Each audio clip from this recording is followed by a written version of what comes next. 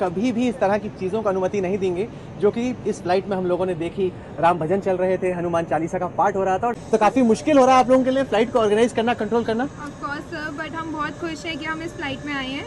तो भगवान का बुलावा आया अयोध्या आने के लिए आपको भी। Of course, and I am so happy seeing all of you. आप हाँ वो हनुमान चालीसा और ये सब बोल रहे हैं, मैं बहुत खुश हूँ। আমরা সকলেই জানি গত 22শে জানুয়ারি অযোধ্যায় শ্রীরামের মন্দিরে ভগবান শ্রীরামের প্রাণ প্রতিষ্ঠা হলো। এই সময় হঠাৎ একটি আশ্চর্য ঘটনা ঘটেছিল যেটা হয়তো অনেকেই জানেন না। মন্দিরের গর্ভগৃহে যখন রামলালার মূর্তিতে প্রাণ প্রতিষ্ঠা হচ্ছিল সেই সময় ওখানে উপস্থিত হন স্বয়ং শেষনাগ। অনেকেই হয়তো জানেন যে স্বয়ং লক্ষণজিকে শেষনাগের অবতার বলে মনে করা হয়। প্রাণ প্রতিষ্ঠার সময় এই ধরনের আশ্চর্য ঘটনা ঘটার ফলে এখানে উপস্থিত সকলেই খুবই বিস্মিত হয়ে গিয়েছিলেন। এই ঘটনা খুবই শুভ একটি সংকেত বলে মনে করা হচ্ছে। আজকের ভিডিওতে এই ঘটনা সম্পর্কে বিস্তারিত তথ্য আপনাদের সামনে তুলে ধরব। সবাই কমেন্টে জয় শ্রীরাম লিখতে ভুলবেন না। সকলকে পুরাণ কথা নতুন একটি ভিডিওতে স্বাগত। আজকে আপনারা জানবেন রাম মন্দিরে প্রকট হলেন শেষনাগ। ভিডিওতে এগোনোর আগে সবাই কাইন্ডলি আমাদের চ্যানেলটি সাবস্ক্রাইব করে নেবেন। অযোধ্যা একটি ইতিহাস তৈরি করেছে যে দিনটির জন্য বহুদিন ধরে মানুষ অপেক্ষা করছিল। অবশেষে সেই দিন এসেছে। অযোধ্যায় ভগবান রামের মন্দিরটি তৈরি সম্পন্ন হয়েছে এবং সেখানে ভগবান তার ভক্তদের দর্শন দেওয়ার জন্য উপস্থিত হয়েছেন। প্রাণ প্রতিষ্ঠার আগে মন্দিরের গর্ভগৃহে কারোর প্রবেশ নিষিদ্ধ করা হয়েছিল। 23শে জানুয়ারি থেকে পুনরায় দর্শন আরম্ভ হয়েছে। নবনির্মিত রামলালার মূর্তিটি যখন গর্ভগৃহ থেকে মন্দিরে স্থানান্তরিত করা হবে তারপর থেকেই শুরু হয়েছে প্রকৃত দর্শন। রাম মন্দির নিয়ে বহু বছর ধরে যে আন্দোলন হয়েছিল তাতে বহু মানুষের মৃত্যু অবধি হয়েছিল।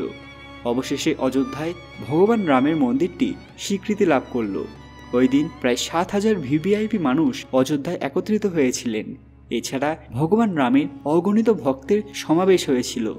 ওই দিন মন্দিরের গর্ভগৃহে ভগবান রামের মূর্তির প্রাণ প্রতিষ্ঠার সময় এক আশ্চর্য ঘটনা ঘটেছিল। যখন প্রধানমন্ত্রী নরেন্দ্র মোদী প্রাণ প্রতিষ্ঠার জন্য উপস্থিত হলেন 4 ভাইয়ের সঙ্গে রামলালার ছোট মূর্তি এবং 5 ফুট উচ্চতা বিশিষ্ট রামলালার বালক অবস্থার মূর্তি গর্ভগৃহে স্থাপিত করা হয়েছিল। সবার প্রথমে সকল দেবদেবী, নবগ্রহ, রাশিসমূহ এবং সকলের উদ্দেশ্যে পূজা অর্চনা করা হয়। এরপর মূর্তির শুদ্ধিকরণ করা হয়েছিল। তারপর বৈদিক মন্ত্র উচ্চারণের সঙ্গে মন্ত্রপাঠ শুরু হয়। অনেকে বলেন যে এই সময় এক আশ্চর্য ঘটনা ঘটে। গর্ভগৃহে ভগবান রামের মূর্তির পেছন থেকে হঠাৎ একটি ছোট সাপের বাচ্চা বেরিয়ে আসে। এই ঘটনা দেখে উপস্থিত সকলেই অবাক হয়ে যান। সবার মনে একটাই কথা আসে যে স্বয়ং শেষনাগ আহুতি দেওয়ার উদ্দেশ্যে গর্ভগৃহে উপস্থিত হয়েছিলেন। এরপর সকলেই তার উদ্দেশ্যে প্রণাম জানিয়ে সেই সাপের বাচ্চাটিকে সাবধানে মন্দিরের বাইরে ছেড়ে দেওয়া হয়। কিন্তু সকলের মনে একটাই প্রশ্ন উঠেছিল যে গর্ভগৃহ খুবই সুরক্ষিত একটি জায়গা, তাও নতুন মন্দিরে, সেখানে কোনো পশু বা প্রাণীর উপস্থিত হওয়া কোনোভাবেই সম্ভব নয়।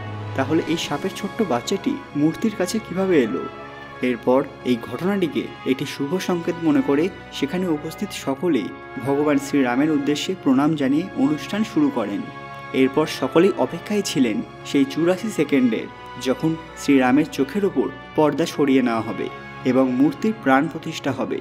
এই 84 সেকেন্ডে বিশেষ একটি শুভ মুহূর্ত ছিল যাকে অভিজিৎ মুহূর্ত বলা হয়, যেটা 11টার পর থেকে 12টার মধ্যে কিছু সেকেন্ডের জন্য স্থায়ী ছিল।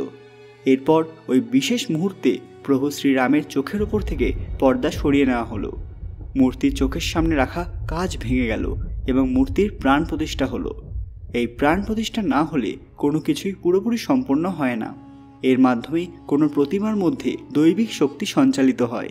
এই প্রাণ প্রতিষ্ঠায় সফলতা পেতে বেদ এবং পুরাণ থেকে প্রাপ্ত জটিল আচার অনুষ্ঠান ধাপে ধাপে অনুসরণ করতে হয়। প্রথমত শোভাযাত্রার মাধ্যমে মন্দিরের আশেপাশে প্রদক্ষিণ করানো হয় মূর্তিকে। এরপর মূর্তিটি একাধিক অধিবাসের মধ্যে দিয়ে যায়। তারপরে দেব মূর্তিকে স্নান করানো হয় এবং অভিষেক করা হয়। এই রীতিতে 108টি বিভিন্ন ধরনের উপকরণ যেমন পঞ্চামৃত, বিভিন্ন সুগন্ধি ফুল এবং পাতার নির্যাসযুক্ত জল অন্তর্ভুক্ত থাকে। পাশাপাশি আরও একটি গুরুত্বপূর্ণ এবং চূড়ান্ত কাজ করা হয়, যা হলো চক্ষুদান। আপনারা জানলে অবাক হবেন যে শেষনাগ সৃষ্টির আদিম প্রাণীদের মধ্যে একটি। পুরাণে বলা হয়েছে যে মহাবিশ্বের সমস্ত গ্রহকে তার ফণার উপর ধারণ করে রয়েছেন তিনি এবং তার সমস্ত মুখ থেকে ক্রমাগত সৃষ্টির পালনকর্তা ভগবান বিষ্ণুর মহিমা আর গুণকীর্তন শোনা যায়। তাকে কখনো কখনো অনন্ত শেষ নামে উল্লেখ করা হয়, আবার কখনো আদিশেষ বলা হয়। যখনই কোনো মন্দির বা অন্য স্থানে শেষ নাগের কথা শোনা যায় তখনই মানুষের মনে এক ভিন্ন কৌতূহল সৃষ্টি হয়, কারণ শেষ নাগ কোনো স্থানে অকারণে আবির্ভূত হন না, তার পেছনে থাকে কোনো বড় কারণ। পাশাপাশি রামায়ণের এক প্রধান চরিত্র শ্রী লক্ষণজি স্বয়ং শেষ নাগের অবতার। এরকম ঘটনা অনেক ক্ষেত্রে অস্বাভাবিক বলা যায়। যদিও এই নিয়ে বিভিন্ন মতবাদ রয়েছে, তবুও এর আগে ভারতের বিভিন্ন স্থানে শেষ নাগের আবির্ভাবের ঘটনা অনেকবার শোনা গিয়েছে। এই ঘটনায় আপনারা কতটা প্রভাবিত কমেন্টে অবশ্যই জানাবেন। প্রকৃত রামভক্তরা আজকের ভিডিওটি লাইক করবেন এবং সবার সাথে শেয়ার করে দেবেন। আর এরকম দরকারি তথ্য পেতে পুরাণকথা অফিসিয়াল চ্যানেলটি মনে করে সাবস্ক্রাইব করে নেবেন। খুব তাড়াতাড়ি ফিরে আসবো এরকমই কিছু দরকারি ভিডিও নিয়ে। ততক্ষণ আপনারা এই ভিডিওগুলো দেখতে পারেন। ধন্যবাদ।